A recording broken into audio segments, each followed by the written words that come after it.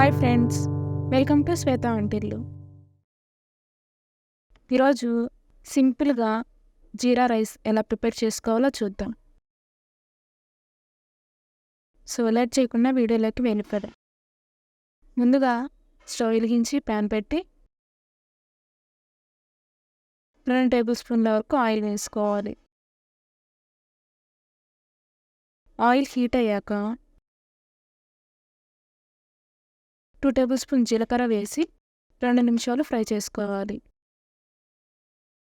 జీలకర్ర అనేది అరుగుదలకి బాగా పనిచేస్తుందండి. జీలకర్ర కూడా ఇలా ఫ్రై అయ్యాక 4 పచ్చిమిర్చి ఇలా చీల్చుకొని వేసుకుందాం.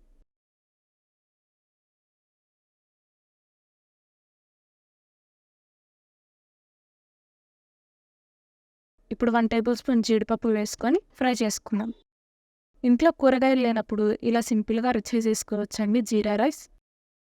పచ్చిమిర్చి, జీడిపప్పు, జీరా ఇలా ఫ్రై అయ్యాక మనం ముందుగా ఉడికించి పెట్టుకున్న రైస్ని వేసుకుందాం.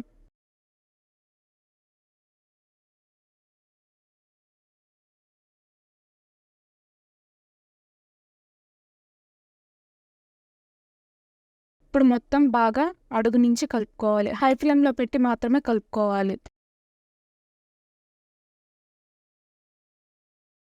ఇప్పుడు 1 టేబుల్ స్పూన్ సాల్ట్ వేసి మొత్తం మిక్స్ అయ్యేలా కలుపుకుందాం.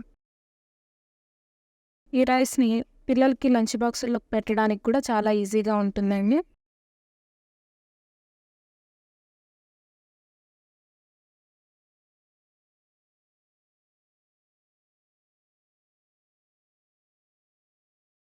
ఇప్పుడు కొంచెం కొత్తిమీర వేసుకొని ఒకసారి మళ్ళీ అడుగు నుంచి కలుపుకుందాం.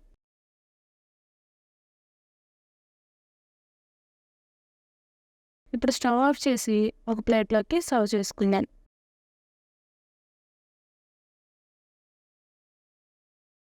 అంతే, ఎంతో సింపుల్ అండ్ టేస్టీగా ఉండే జీరా రైస్ రెడీ. ఈ జీరా రైస్ని మీరు కూడా ట్రై చేసి ఎలా వచ్చిందో కామెంట్లో చెప్పండి. ఈ వీడియో మీకు నచ్చినట్టయితే లైక్ చేసి, షేర్ చేసి, సబ్స్క్రైబ్ చేయండి.